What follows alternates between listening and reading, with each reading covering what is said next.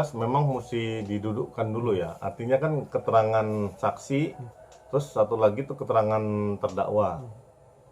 Itu menarik ya, dalam arti gini, itu nilainya satu-satu. Nah makanya untuk memutuskan ketika ada satu fakta yang bertentangan, yang satu bilang begini, yang satu bilang kayak begitu, apakah ada bukti petunjuk lain atau bukti otentik lain seperti CCTV atau apa saksi mata lainnya atau ada rekaman atau apapun itu yang secara forensik bisa dipertanggungjawabkan bahwa memang kejadiannya sedemikian. Nah, apakah Amar sudah divisum ketika dia memang ngaku dipukulin, kemudian dia katanya disetrum itu apakah ada visumnya, sehingga tidak merupakan klaim sepihak. Karena hakim mencoba objektif di sini. Hakim sudah sangat gagah berani ya menghadirkan Amar dan kawan-kawannya di Pengadilan Negeri Jakarta Pusat. Artinya dia menganggap serius ini urusan. Nah, kalau memang Amar mau berkata sejujur-jujurnya dan ingin mengungkap semuanya ini terbuka, berarti kan ada yang lebih besar nih. Ya saya pikir posisi justice kolaborator mesti dia kejar itu. Nah mudah-mudahan pengacaranya memang berpikiran yang sama ya, artinya coba melihat bahwa way out dari perkara ini adalah ya dia jadi JC ya. Namanya kita komentator bola ya, jadi artinya kita ngomentari apa yang ada di lapangan. Kebetulan ya seperti yang saya komentari sebelumnya, akhirnya kan dihadirkan kan. Nah karena kenapa ya, para ASN di negeri ini harus ingat, ini negara hukum, Rechtsstaat bukan Machtstaat. Artinya ini bukan negara kekuasaan. Kalau ketika ada hukum yang menginginkan suatu keadilan itu ditegakkan, artinya ada fair trial yang harus dijaga di situ, ya dia harus didukung dong. Pemerintah manapun, alasannya apapun, punya kekuasaan atau kewenangan apapun, harus tunduk pada perintah hakim. Karena hakimlah satu-satunya wakil Tuhan di dunia ini untuk memutus perkara, begitu. Bang, terkait yang Amar merasa ditekan dan merasa di situ, ini pembelaan seorang Amar yang bisa dibilang kita bisa percaya 100% enggak atau iya karena dia seorang residivis. Abang sebenarnya hukum gimana menilai ini? Hakim punya satu pertimbangan yang sangat arif bijaksana ya dalam mengambil sebuah putusan, karena ya demi Allah dia akan memutus itu seadil-adilnya, karena dia percaya betul bahwa ada kekuasaan di luar manusia yang memang dititipkan kekuasaan pada dia untuk memutus sebuah perkara yang seadil-adilnya. Nah makanya kalau dari kami praktisi hukum yang melihat dan mengomentari fakta yang sedemikian, memang biasanya itu harus ada yang menguatkan lagi, bukan hanya cuman keterangan sepihak dari pihak terdakwa. Bisa dia bilang terdakwa nih, saya mengutip perkaranya Vina nih, terdakwa bilang saya nggak ngapa-ngapain, saya ini difitnah segala macam. Toh buktinya yang belain wakil menteri segala macam itu mana? Tetap aja dihukum aja dia seumur hidup aja. Bener nggak? Yang katanya Pradi hebat luar biasa, mana? Nggak ada. Karena hukum ini nggak melihat, dia nggak lihat politiknya. Hukum yang sudah diputus hari itu nggak bisa di-retract, nggak bisa dimundurin. Banyak kejanggalan ya, contoh kayak perkaranya Jessica, nggak diotopsi dia, tapi kok masih diputus. Nah di situ aja perdebatan itu yang dibilang katanya hakim nggak bisa mutus, bisa. Hakim berdasarkan undang-undang kehakiman dia bisa mutus apa aja, terserah dia lihat perkaranya atau nggak lihat perkaranya, dia nggak penting. Yang penting karena dia wakil Tuhan, dia bisa mutus. Artinya tolong Amar, benar-benar kamu kalau mau bebas, artinya terbebas dari yang dakwaan yang ini ya, bahwa dia bukan pengedar dan segala macam, jujurlah. Dengan kamu jujur, otomatis semua ini bisa terkuak. Dan memang bukan jujurnya itu harus kong kali kong dengan terdakwa lain. No, faktanya aja. Nah fakta ini pasti kan bersesuaian.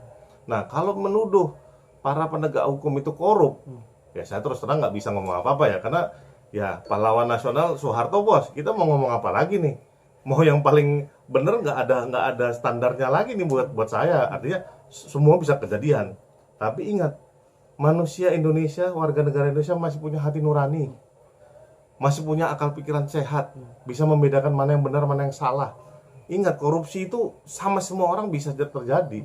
Nah, akan tetapi kalau faktanya memang yang apa namanya, pihak penegak hukum yang difitnah misalnya, atau yang dituduh memang dia melakukan korupsi itu, atau dia menyembunyikan barang bukti dan segala macam, itu tidak terbukti, nggak bisa dibuktikan, nah, itu parah hasilnya buat si Amar gitu loh. Termasuk Amar meminta majelis hakim tolong yang mulia bisa melihat CCTV saat saya diinterogasi yang di rutan Salemba, dia merasa tertekan atau ditekan, bisa cek. Emang dia mengakui, emang dia saat bilang dia iya saya memakai apa sabu di dalam situ, dia mengakui, tapi itu dalam tekanan dia bilang gitu bang. Ini CCTV bisa dibilang saksi kunci, bukti kunci. Iya, itu memang terus terang hakim bisa memerintahkan ya jaksa untuk melihat bukti itu ya, karena itu jauh lebih afdol kalau memang sampai sependapat ya dengan pendapatnya si Amar ya hakim. Cuman ada cumannya, terus terang, makanya kan kita berharap nih di KUHP yang baru ini dan KUHP yang baru ini nggak ada lagi interogasi model zaman dulu nggak jelas ini kan, nggak ada kameranya, nggak diawasi, terus ditanyanya suka-suka penyidik, tahu-tahu dia diketik entah apa-apa terus langsung dijadiin apa namanya, disuruh tanda tangan, nggak diawasin advokat, udah kayak omprengan narik apa namanya, ngangkut ya penumpang seenak jalannya, udah kacau balau ini apa namanya proses penyidikan. Akan tapi ya itu memang mudah-mudahan bisa jadi tonggak lah ya, bahwa ya pemangku kekuasaan itu nggak suka kriminalisasi orang lagi, udah stop lah. Mudah-mudahan si Amar ini bukan hasil dari kriminalisasi ya, untuk menutupi gembongnya ya, karena memang nggak bisa dipungkiri ya, saya bilang tadi Soeharto pahlawan nasional ya, udah seburuk dan terpuruk sedemikian itu lembaga ini gitu loh, lembaga pihak kepolisian. Makanya saya agak bingung ketika dia dituduh si Amar bahwa apa namanya disuruh ngaku.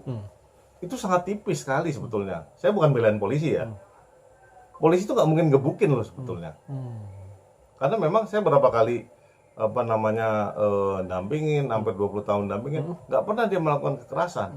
Apalagi misalnya ada kehadiran advokat, sangat menghormati itu mereka. Cuman kalau memang ketika saya nggak hadir, nggak tahu juga kan. Nah makanya saya pikir memang ada baiknya fitnah ini dikelirkan 100% supaya tidak ini menjalar terlalu jauh.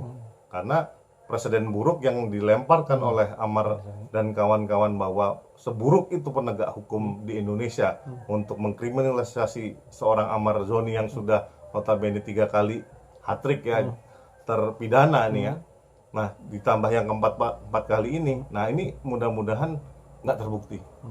Bang, terakhir bicara tidak terbukti, kalau Amar misalnya omongannya dia, pernyataan dia ada kebohongan dan benar-benar tidak terbukti yang dibilang para penyidik hebatnya memukul atau monstrum, konsekuensi beratnya apa yang diterima Amar bang kira-kira? Wah, yang paling fatal sih terus terang kalau hakim merasa memang dia ngerjain dia ya, artinya memang ini mulut manis buaya darat nih misalnya kan, ya mau nggak mau memang dengan kekuasaan yang ada padanya, hakim akan memutus itu seberat-beratnya. Maksimal berapa bang? Pidana misalkan Itu kan kalau pidana sampai 100 gram itu kan mati itu. Di atas 5 gram mati bos. Ya jadi kalau yang bener aja, atau mau seumur hidup, kan antara dua itu, mati atau seumur hidup, itu bukan pilihan yang bagus. Bagusnya memang dia harus bener-bener deh, bukan hanya defensif membela diri ya, terus menjauhkan diri pada kenyataan ya, bicara yang fakta aja lah.